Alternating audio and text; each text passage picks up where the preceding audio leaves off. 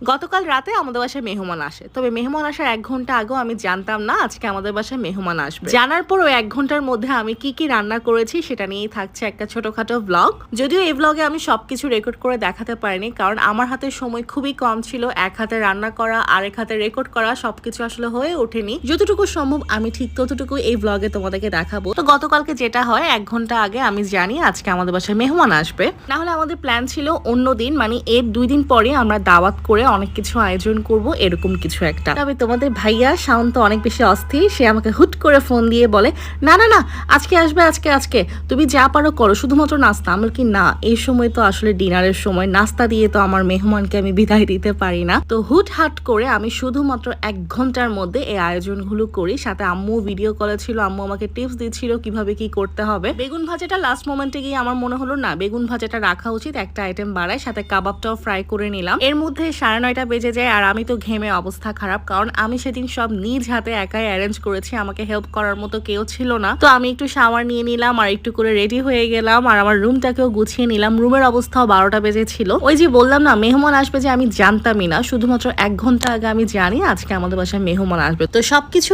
1 ঘন্টার মধ্যে আমার করা। না হলে আমার অনেক প্ল্যান ছিল, পোলাও করব, বিয়ে বাড়ির রোস্টটা করবো, আরো অনেক কিছু। কিন্তু আমার ইচ্ছা আছে ইনশাল্লাহ কিছুদিন পর আবার দাওয়াত দিব। আর তোমরা তো ভ্লগ দেখবা। সেদিনের মুরগিটাকে আমি ফ্রাই করেছিলাম, কিন্তু মুরগিটা যে ম্যারিনেট করে রাখবো আমি সেই সময়টাও পাইনি। কোনো রকম তাড়াহুড়া করে এক চুলায় মুরগি, আরেক চুলায় খিচুড়ি, মানে পুরো দৌড়ের উপর আমি রান্না বান্না করলাম। এর মধ্যে তো আমার অবস্থা ঘেমে খারাপ। তো আমি কোনো রকম গেস্ট আসার আগে যে শাওয়ার নিয়ে রেডি হতে পারলাম, এটাই আমার জন্য অনেক। তো অলরেডি আমার সবকিছু রেডি। এখন হচ্ছে টেবিলটাকে সেট করতে হবে। বেগুন ভাজার উপর একটু করে বেরেস্তা দিয়ে দিলাম, খিচুড়ির উপর বেরেস্তা দিয়ে দিলাম। তবে আমার ইচ্ছা ছিল বেগুন ভাজার সাথে যে আমি একটা গ্রেভি করি, সেটা যদি বেগুন ভাজার উপর দিতাম তাহলে বেগুন ভাজাটা আরো বেশি মজা হতো। তবে সময়ের অভাবে আমি সেটা করতে পারি নাই। তো এটাই ছিল আমার একটা ছোটখাটো আয়োজন। মাত্র 1 ঘন্টার মধ্যেই সবকিছু নিজ হাতে একা করেছি। তবে আম্মু থাকলে আম্মু অনেক কিছুই করতো। তবে আমি যদি বিকেলবেলাও জানতাম আজকে আমাদের বাসায় গেস্ট আসবে, আমাকে রান্না করতে হবে, তাহলে বিকেলবেলা জানলেও আমি অনেক কিছু করতে পারতাম। পরে আমার অনেক বেশি খারাপ লাগে এই ভেবে আমি তেমন কিছুই করতে পারিনি। মেহমানদেরকে মন মতো আপ্যায়ন করতে না পারলে আসলে অনেক অশান্তি লাগে মনে।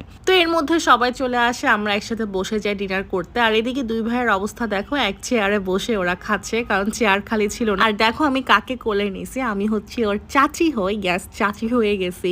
আমার কাছে এটা ভেবে অনেক ভালো লাগে যে অনেক তাড়াতাড়ি আমি চাচি, শাওন চাচা হয়ে গেছে। আসলে এটার ফিলিংসটা অন্যরকম। আর ও আমাকে এত বেশি পছন্দ করে, বাচ্চারা আমাকে আসলে অনেক পছন্দ করে। ওর সাথে আমি অনেক খেলা করি, আর পুরো গাড়িতেও আমার কোলে ছিল। তো সবকিছু মিলে আলহামদুলিল্লাহ দিনটা অনেক ভালো ছিল। তবে পতেঙ্গায় গিয়ে দিনটা আর ভালো ছিল না, কারণ পতেঙ্গায় গিয়ে একদমই কারেন্ট ছিল না, সবকিছু অন্ধকার ছিল। মনে হচ্ছে আমরা একদম 10 বছর আগে ফিরে গেছি। এখন একটু পরপর কারেন্ট চলে যাওয়া, এই জিনিসটা যে কি পরিমাণ প্যারা দিচ্ছে, কবে যে এগুলো ঠিক হবে। সাথে অনেক বেশি গরম ছিল, কারণ আমরা অনেক আশা করে পতেঙ্গায় যাই, সবাই মিলে বসবো, আড্ডা দিব, সাগর দেখবো, কিছুই তো হইলো না। সাথে কারেন্টের দেখাও পেলাম না। তবে ফ্যামিলির সবাই মিলে যে একসাথে ছিলাম এটাই অনেক। তবে কারেন্টটা থাকলে আরো বেশি ভাল লাগতো।